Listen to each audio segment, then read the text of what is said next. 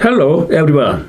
I'm Gwang-Gyun Nam, Director of the Center for Taiwan Studies of Asiatic Research Institute, and in charge of the moderator of this conference.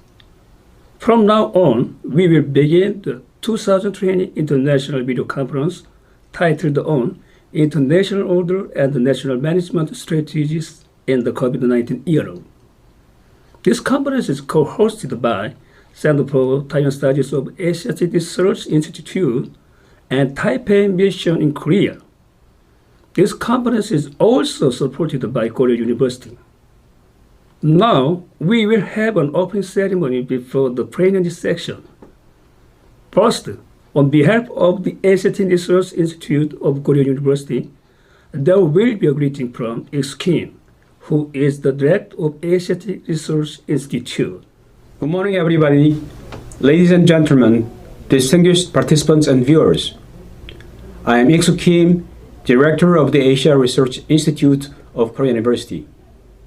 I am very pleased to welcome you to the Korea-Taiwan International Video Conference, organized jointly by the Center for Taiwan Studies at the ARI and the Taipei Mission in Korea. First of all, I'd like to express my deepest gratitude to Ambassador Dien Won Tang of the Taipei Mission in Korea for co-hosting this international conference.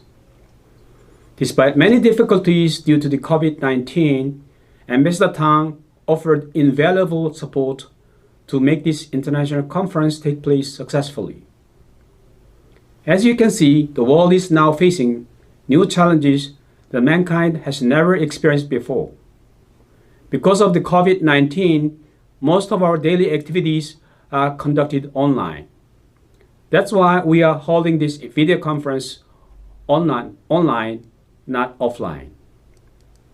It should also be emphasized that the theme of the international conference is very timely, as it touches upon changes in international order and national management strategies in the post-COVID-19 era.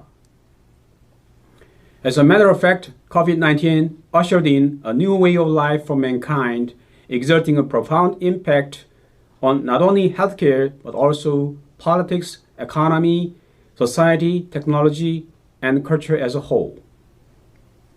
More importantly, Korea and Taiwan have been fighting the pandemic very effectively, and we are espoused as the most exemplary cases of the overcoming the crisis caused by the COVID-19. Nevertheless, we need to pool our wisdom together in various fields and seek alternatives to overcome this pandemic.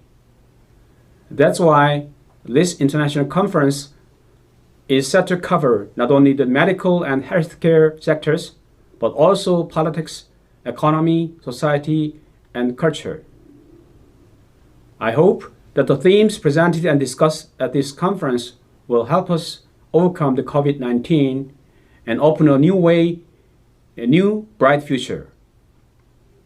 Finally, I'd like to thank distinguished scholars and experts from Korea, Taiwan, United States, Russia, and other several countries for valuable presentations and discussions at this conference. I wish you good luck and good health to all of the participants. Thank you very much.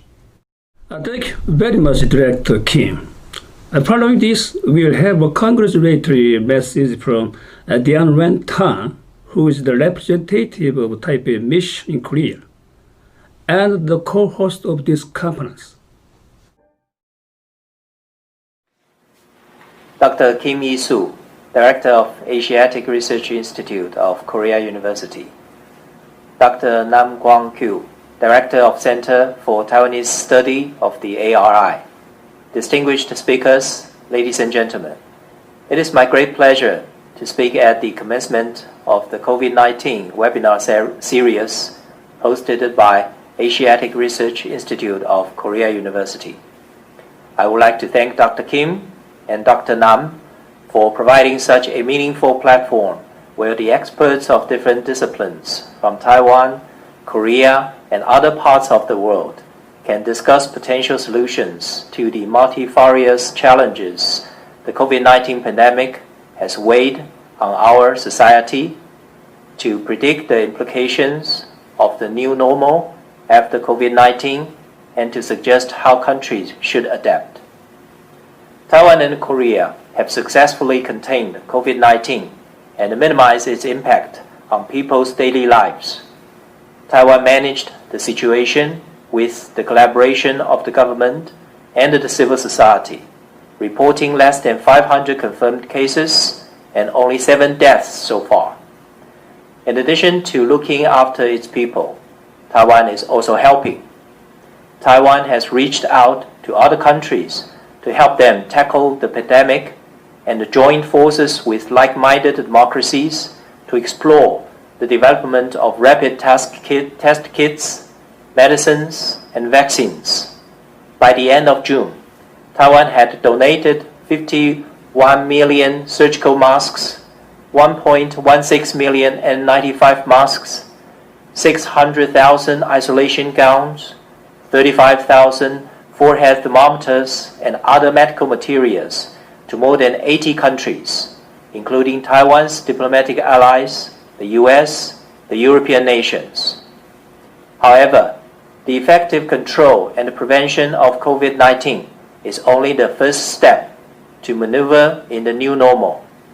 Taiwan is facing formidable geopolitical, economic, and societal hurdles ensuing from the pandemic. In the past few months, the world witnessed the decoupling of and the rivalry between the US and China.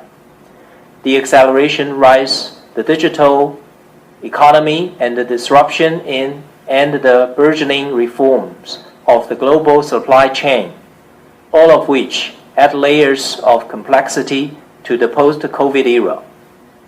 Taiwan and Korea must accurately decipher the situation and adapt accordingly. Taiwan is by no means the only one caught up in the challenging and volatile circumstances. Both Taiwan and Korea are export-oriented economies with leading technological industries that have benefited from and inextricably intertwined with the existing global system. Both the cross-strait and the inter-Korea relations are key to the peace and stability of East Asia. The decision we make at this turning point of history will determine whether we can uphold our values, strengthen alliances, defend national interests, and provide a sustainable future for our citizens. So we must tread carefully. Fortunately, discussions and debates are strong suits of free, open, and democratic societies. Governments can and should incorporate citizens' opinions into the decision-making process. Platforms like today's webinar series should be encouraged as they can serve as gateways to discovering gems in the civil society. Again, my gratitude goes to Korea University, especially to Dr. Kim and Dr. Nam for organizing this timely webinar series, and to all the experts for dedicating your precious time to sharing with us your seasoned expertise. I look forward to the insightful and the dynamic discussions. Thank you. Thank you very much, Representative Tan. Then let's start the international conference. First, I would like to introduce Ik-Soo Kim, Director of the Asiatic Research Institute, and the moderator of the first section under the name of COVID-19 response and international health cooperation.